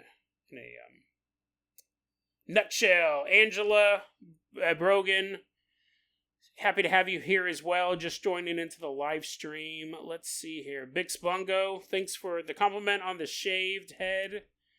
Let's see, and I'm seeing the compliments on the business card. Thank you. Yeah, we're going to do... Hey, Vaccine, glad you're able to swing on by. We're going to do the QR code. So, see, this is... I'm still reading the comments from the whole business card thing. And now I'm going to catch up to the current comments. But yeah, thank you guys for swinging on by. Khaki Cube, I think the recent GameStop episode might be cursed because after I listened to it, people kept talking to me about the GameStop stock thing. That was so hard for me to say. I kept messing up. GameStop stock. That was a weird episode. That was an episode, and I don't know how many people picked up on it. Because I wanted to kind of... I didn't use the person's username in that episode. I know that might sound like a little thing, because obviously all the show notes listed, but I just wanted to make sure it wasn't a direct attack on that person. Not saying that they were stupid or insane or anything like that. I was like, well, I like to include my work. I like to include my notes so other people can go, whoa, Jason, you actually got this wrong. Or, that was really interesting, I want to research more about it. If I didn't include where I'm getting my stories, it's a bit harder. But see, it's interesting because like Carol's story about the near-death experience, there's nothing to link to. I wasn't going to post her email, because that was a correspondence between her and I. If she wanted to post the story somewhere, send me the link, that's totally fine. But I didn't want to like screenshot an email, stuff like that. There was a story recently. It was an episode that was really rough. It was the episode about the woman who had the vision of the father killing his daughter, and it didn't happen until years later. She kept having this vision. And then finally the father killed the daughter. And I think I got something wrong in that episode. I bandied about whether or not to fix it, but I go, did I get it wrong or not? I said that every time she had the vision, it was a different way of killing the daughter. And then when I reread it, it just says the visions were different than the way he eventually ended up killing her. So maybe she envisioned him beating her with a baseball bat each time, and then he shot her in the end. For some reason, I go that the visions were different each time. Anyways, those are those little decisions. Like when I was editing it, I was like, do I correct this, or is there nothing to correct? And that's where it comes down to like posting show notes. That was one too, and I go, well, if anyone has any questions about that, they can check it out as well. They'll be able to check my work, because I could easily just make stuff up if there wasn't links to anything. Sometimes you're going to get stories you can't link to, like Carol's story. Or the story about those young kids that their friend was driving down the road and that crawler was in the middle of the road and got stuck in a time loop. There's nothing to link to on that, because that was email correspondence. But for the most part, I like having those links there. Let's see. Gumball Fan 172, thanks for swinging on by. Hey, I did have an experience I asked you about and received no answer. Basically, I walked in my room one time and saw a strange face on TV. I don't remember that comment. It might have been in the YouTube. It might have been an email.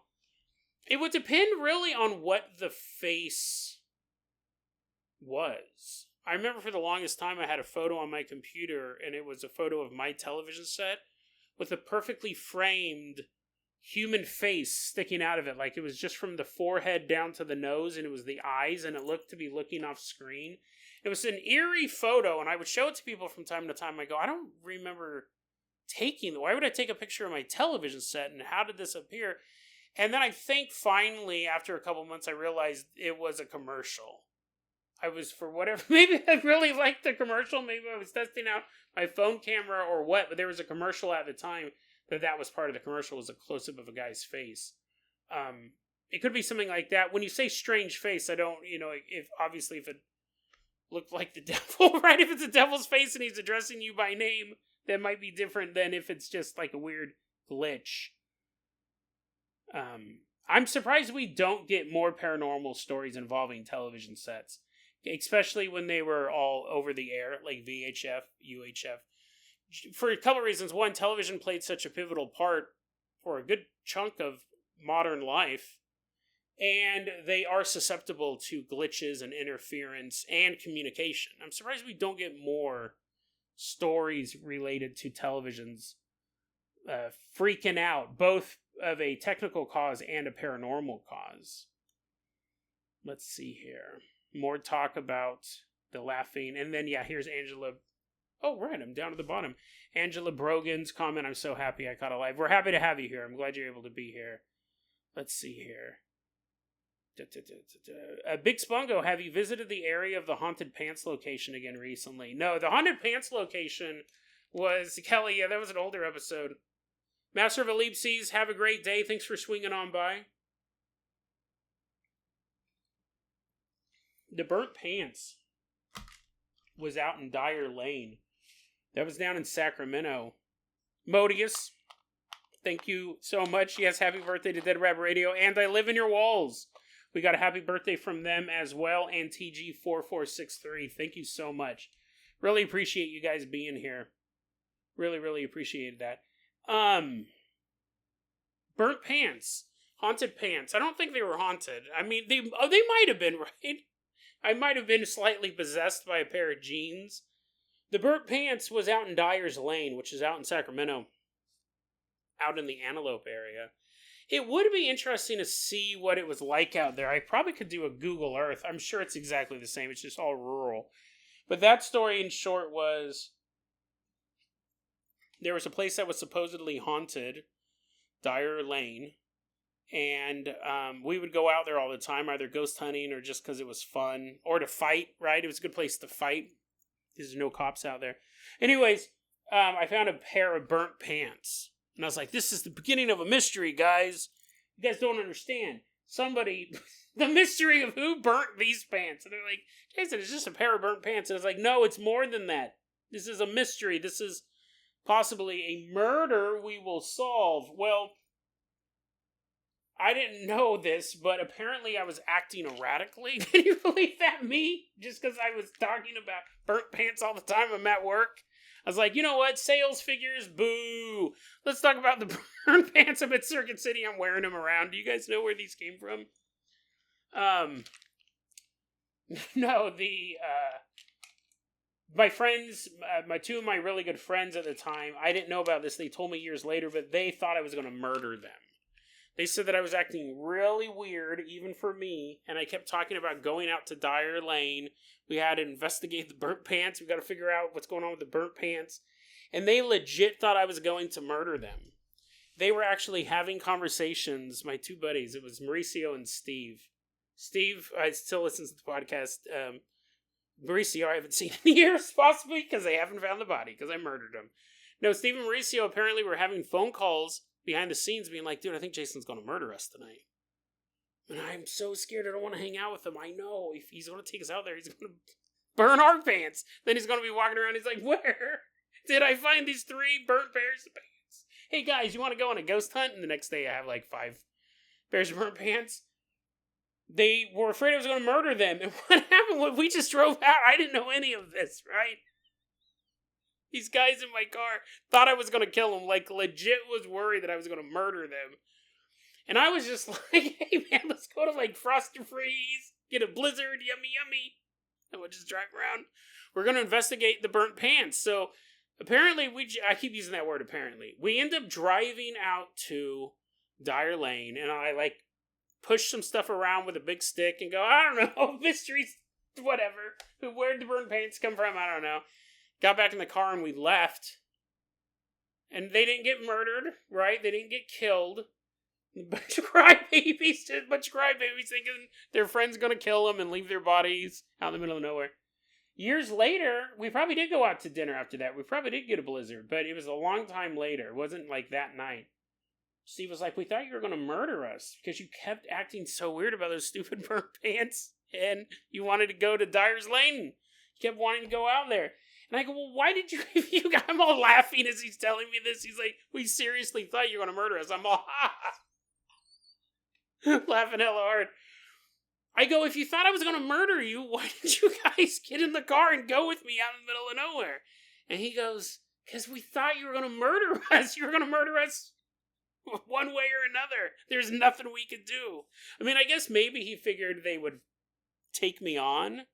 They'd fight me off or something like that and leave me, throw a pair of burnt pants on me, and they're like, who's the burnt pants now? Blah.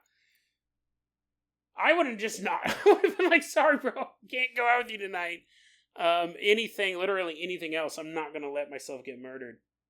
There was this, when I was living in that house with Kara, way back in the day, this was where we fought the witch. I don't know if I ever told this story.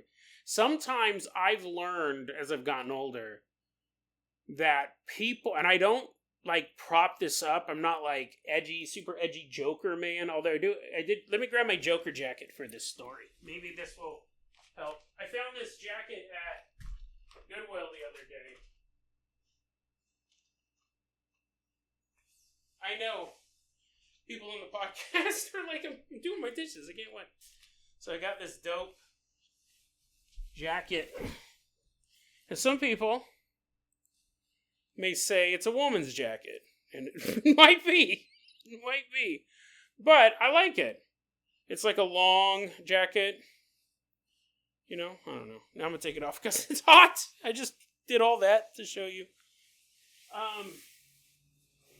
I have my Joker jacket. So anyways, I've learned sometimes people think that I'm crazy. People think that I'm crazy. Thanks, Joe. Yeah. The pimp jacket, TG4463. Thanks. Yeah, and I got my SpongeBob Prolo. I think people sometimes think I'm crazier than I am. I don't describe myself as crazy. Khaki Cube, thank you so much for the donation. I've had a blast. Let me write down Cube here. I've had a blast with every episode so far, and I'm looking forward to what else is out there. Listening to this podcast reminds me the world is rarely boring. Thank you for being a great source of entertainment and intrigue. Thank you, Cat. Oh, wait, can I hit these buttons? What? Does everybody have one of those? Am I supposed to have been doing that? These little hearts? What? What?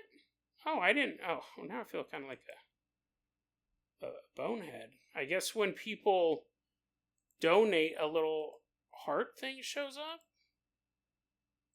Sorry about that. Thank you, Jonathan Douglas. Really, really appreciate it.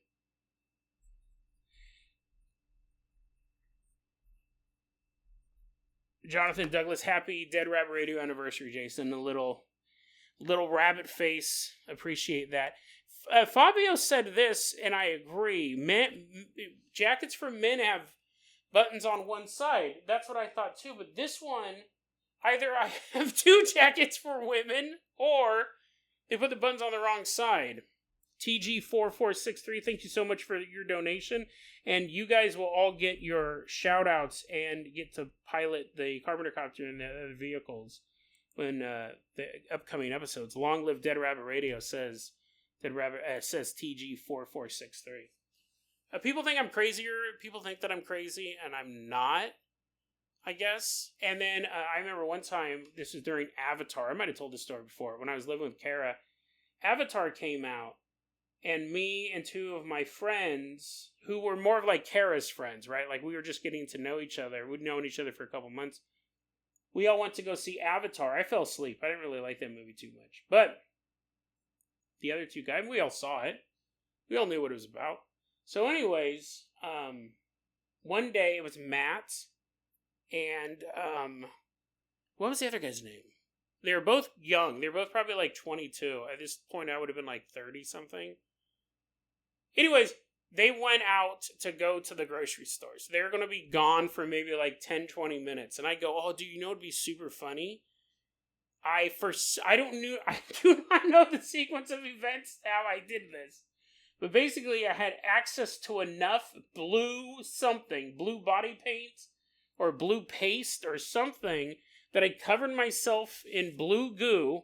Stinkbug Potato, thank you so much for the donation.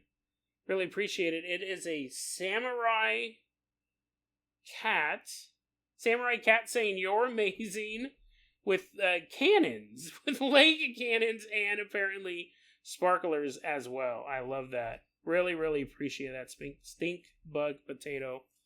We will get you into the shout-outs. Very generous donation. Really appreciate that. To make a long story short, I pretended I was an Avatar guy, and I jumped out from the darkness when they came back holding a stick. And went, did the Avatar language. And I thought their reaction would be, oh, you made us jump. Oh. We didn't expect to see a giant guy dressed in blue, wearing blue. Where'd you get all that blue paint at? Stinkbug Potato, I love this show. Thank you for all that you do. Happy anniversary. Thank you. I mean, again, the show, what would it be without listeners, without people supporting it? It would have lasted a week or two. right? It's about a community. It's not about... I really do believe that. I think that's what's so great about this show, is having that feedback. TG4463 is, how did I wash off the blue paint? I don't... Again, this was in my copious amounts of weed stage of my life. But I jumped out from behind the table, or jumped out from behind the corner, and went, and I'm like, have this big, long, pointed stick, because I just always had those laying around, like I have a collection of them right over there. And those two guys, they went, oh! And the look on their face was not like, oh, you got us. The look on their face was like, we're about to get murdered. And so I keep going, and they're just like frozen. Right? Like at this point, a good 5-10 seconds have passed. They're not like, oh, good one, Jason. They're all, ah! And I go, what? I go, guys, it's me. It's Jason. And they're like, Matt goes, we know it's you. We know they just went out to the grocery store. And Matt had told me, he goes, dude, me and my friend, I forgot his name, call him Jerry. Matt goes, Jason, me and Jerry were just talking the other day about, we think you might murder us one of these days. And I started laughing. He goes, no, it was not a funny conversation. We thought that, I guess they were just sitting there one day and they thought, you know what, if Jason wanted to, he could totally kill both of us. Matt's like, yeah, I was thinking about that too. So when I jumped out of the darkness with this big stick, painted blue, they thought, he goes, I thought I was dead. That's why I froze. He goes, and I'm laughing. He keeps going, it's not funny. It's not funny, Jason.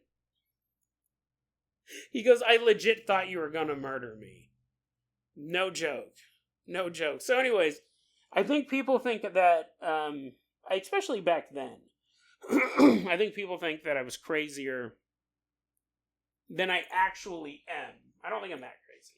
I think people have used the term permastoner around me. It's just I smoked so much early on. My thought process is still like that. But I don't think I'm crazy. I think because I talk about stuff that most people... I don't know. I definitely wouldn't think that any of my friends think I am going to murder them. I think that is a fair one. Yeah, Khaki, if you've not heard that term before, permastones, it's just, you don't smoke anymore, but you smoked so much previously that your brain is like, dude, so if a cat is colorblind, which I found out the other day, and a dog's colorblind, actually I have nothing profound from that, but kind of getting stuck in that mindset. Yeah, Kelly wrote, okay, so all your friends believe you are a psycho killer. Noted. I remember once I was at a drive-thru. No, I was driving around North Highland. All these stories kind of take place in the same 10-year time period. I was driving around North Highlands and I saw one of my buddies, Jason, at a Jack in the Box drive-in. His car is just like in line to go through the drive-in. I was in my car with somebody, a mutual friend. They knew Jason as well. There might have been a couple people in my car, but we're driving by and I go, dude, there's Jason. Jason's over there in the line. And I lean out the car as I'm driving and I go, I'm gonna effing kill you. I'm coming. I'm gonna kill you. You better watch your back. Or you're a dead man. You're dead, I tell you. And then I just drive away, right? I'm all, I was laughing and I go, obviously, Jason's going to be like, oh, Carpenter's such a rascal. What a goofy thing to yell in public in front of 50 witnesses. I'm going to murder you. Well, then a couple days later, no, it's longer than that. It's like a week or two later, someone's like, dude, what's your problem with Jason? Like, Jason's totally freaking out. And I'm like, what are you talking about? And they're like, well, apparently he seems to believe that you threatened to murder him. And I go, oh, no, I totally did. It was just a joke, man. I was just having fun. A bunch of our friends are in the car. They all knew I was joking around. And they're like, well, he doesn't. Jason is afraid you're going to murder him. You did yell in front of multiple people you were going to kill him quickly. And again, I'm just laughing the whole time. I was like, I was just joking. I was just kidding around. So, yeah, there was a period in time where he, like, went home and, like, talked to his friends, and he was like, oh, my God, I think Jason's lost it. I think he's going to murder me. And they're like, why would you think that? Well, because he yelled it multiple times at a Jack in the Box as I was sitting at a Jack in the Box drive-thru. So, but again, those are funny things. Those are fun. David James goes, I can't imagine why your friends think you're going to murder them.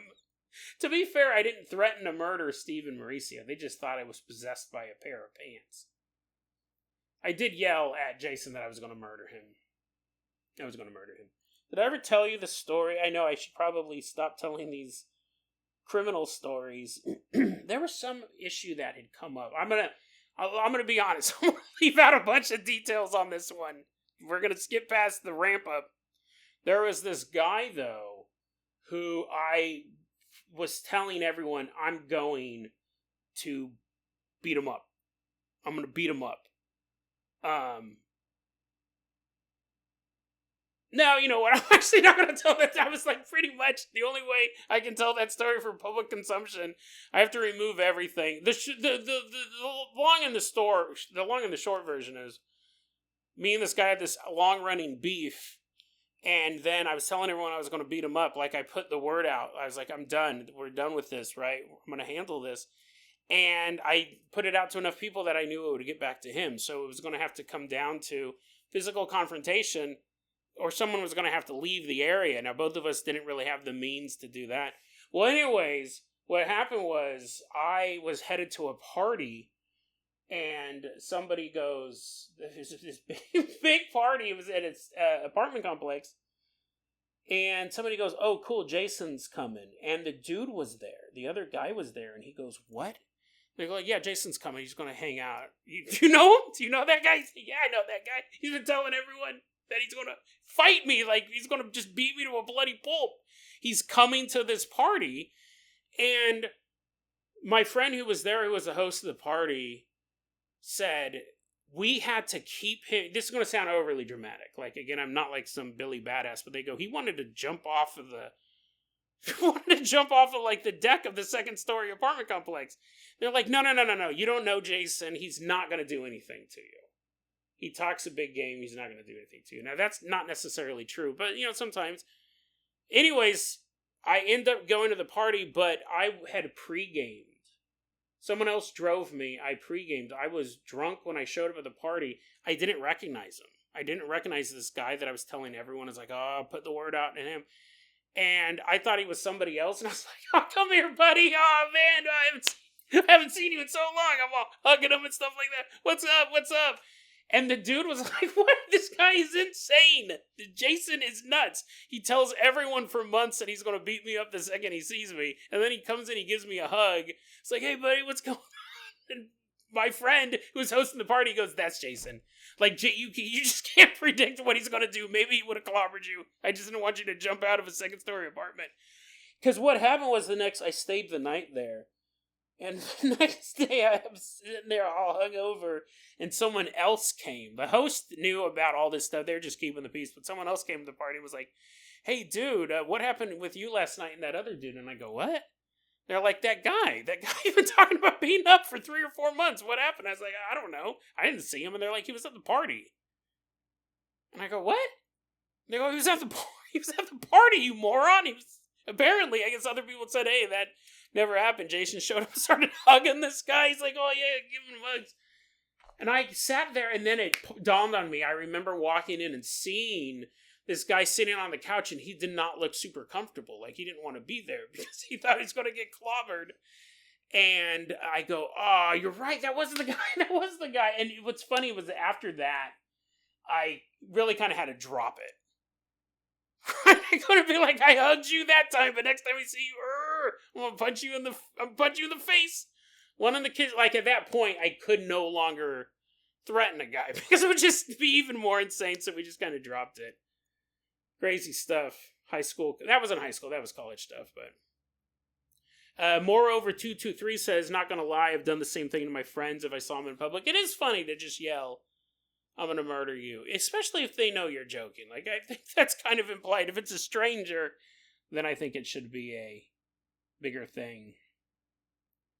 Carol Williamson dipped out but is back.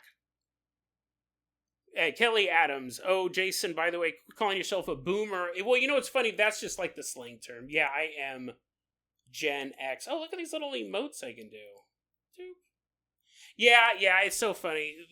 Basically, I just go with the boomer thing because it's pretty much all the older crowd.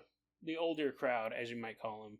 Bam Jr., being a big guy is often more of a stigma than other people think. It's hard to make physical jokes when you're clearly visibly a threat. You know, that's fair. My dad told me when I was a kid, he said, people are always going to want to fight you because you're a big guy. People are going to want to fight you because if you take down a big guy, he goes, you have to learn how to fight. That's what he was telling me as a kid. He goes, you have to learn how to fight because people are going to assume you can fight as a big guy, and people are constantly going to be throwing you on the ground and beating you up, so they have bragging rights, say, look at that big guy I beat up.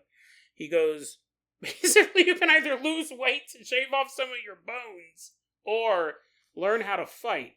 He goes, because you're going to be fighting for most of your life, and I think that's true. I think that if you look, like Bam Jr. said, if you appear to be a threat,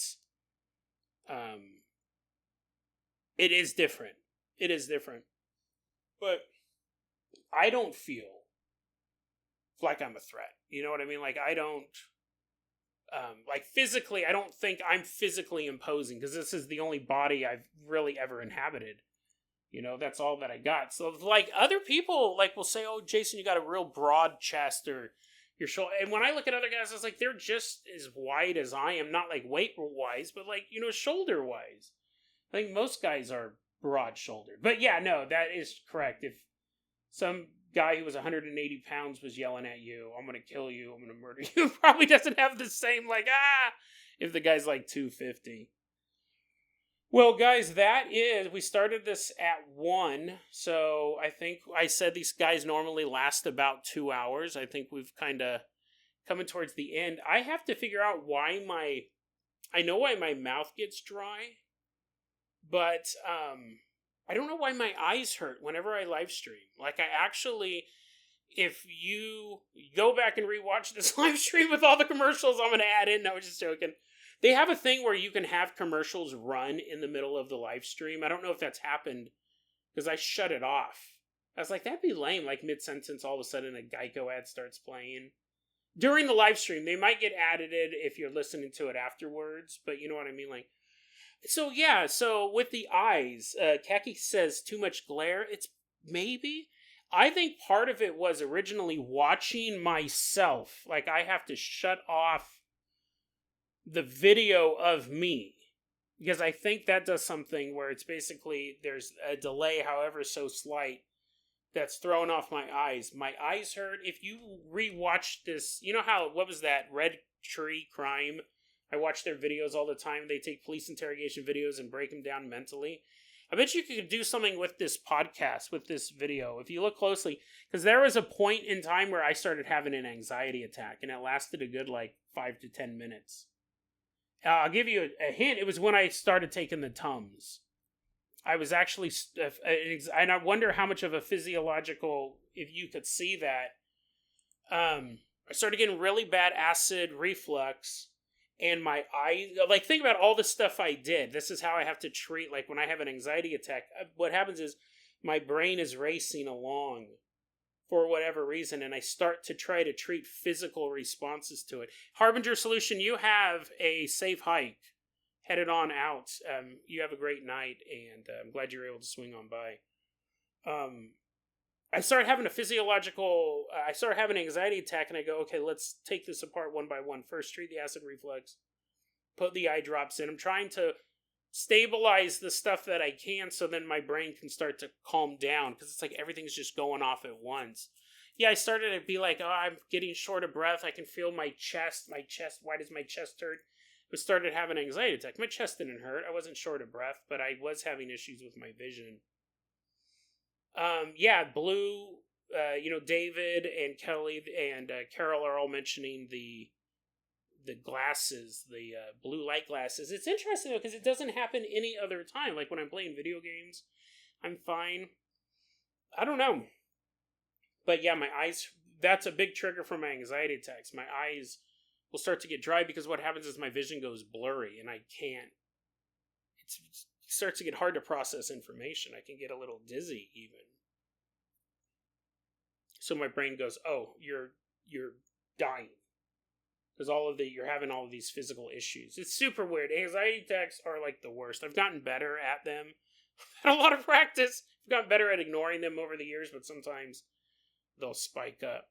Kelly Adams is mentioning the Fu Manchu. I had a Fu Manchu once, but it doesn't look good on overweight dudes. The Fu Manchu has to, if your chin keeps going on under your chin, if you have a double chin, that's probably the best way to put it, Fu Manchus do not work. Because it's not a Fu Manchu, it's just a Fu Manchu, and then you have more chin underneath it. It doesn't work. It doesn't work. It's the same reason why people who are overweight, who have I'm not saying it will never work. Right now, you're all crying. You're like, I just did this Fu Manchu, and I'm a little pounds overweight.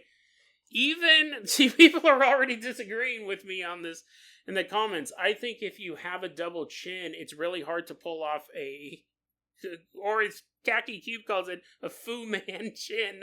But if you have a double chin, I'm not saying like it's horrible to have a double chin, right? Everyone's body is different. But what I'm saying is, right, people are shutting off their Patreons. They're all, boo, boo, excellent live stream till the end. All I'm saying, okay, I'll use myself as an example.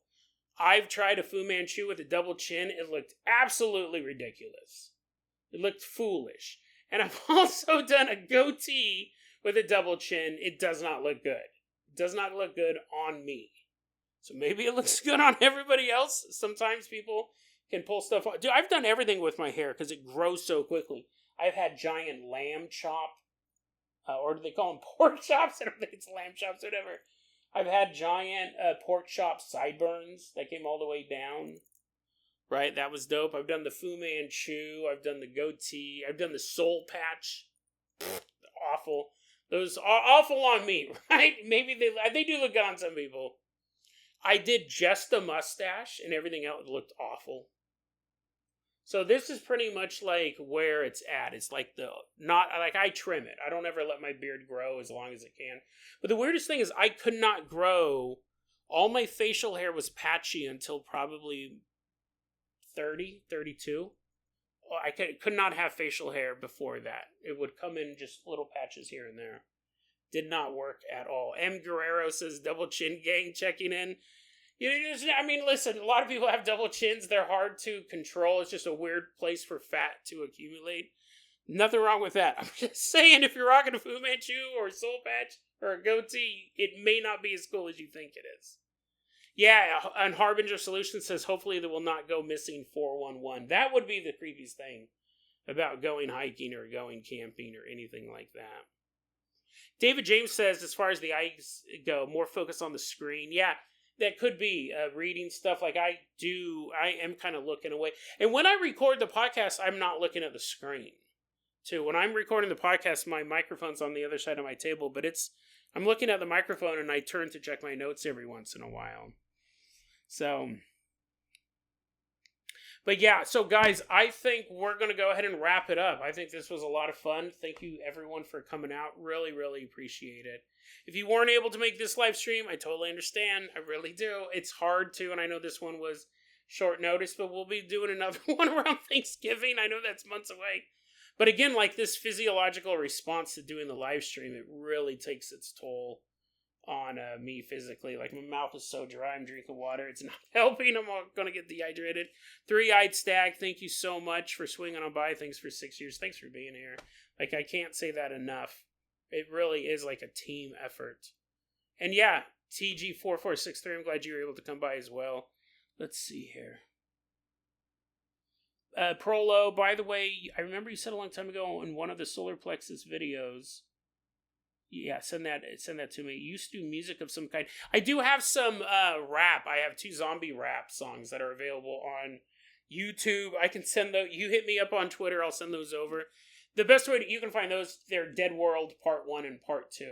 Originally, they were part of an episode, but I took them down for copyright things. But I've always thought about just putting them back up there because we never got dinged for any of that. It was mixtape stuff, so I was taking other rap beats, doing stuff on top of it. But yeah. Just go ahead and Prolo, shoot me that graph over on Twitter, and I'll shoot you over links to the zombie rap songs. There was other rap songs out there as well. I recorded a bunch of stuff, but those are the ones. It was all kind of in that vein, kind of like spooky rap music. I did this in the studio. Pretended I was a goblin. Yeah, 6 years is insane, but I'm glad we did it, and I'm glad that we're still doing it. I still got the energy, and as long as you guys are still here, we're doing that as well. Keep on going. Thank you, everybody. Yeah, David, keep recommending it. That's totally awesome. Eventually someone will start listening. That's what he said. But no, you guys have been really good about that. Again, I don't want it to ever think that those are just words when I say if you guys can't support the show, just get the word out, because that is such another great way you can help the show out. Rico in Acapulco, thank you for coming out. Thanks for your donation. Thanks to everyone who was able to donate money, and also thanks to everyone who just donated time to be here. This is what it's all about. So 6 years anniversary. We are going to do. Khaki Cube is making his friends listen to it on the road trips. That's another great way, a captive audience. Thanks everyone for coming out. We're going to have more episodes starting next week. We're not taking a break. There's no break after this, but I'm glad we were able to do a 6-year anniversary special. MewTube, thank you. Thanks for swinging on by. MewTube. I always forget to pronunciate the B. Is that even a word? Pronunciate? I don't know. Kelly, thanks for swinging on by. Everyone, have a great night. I'm going to salute you all.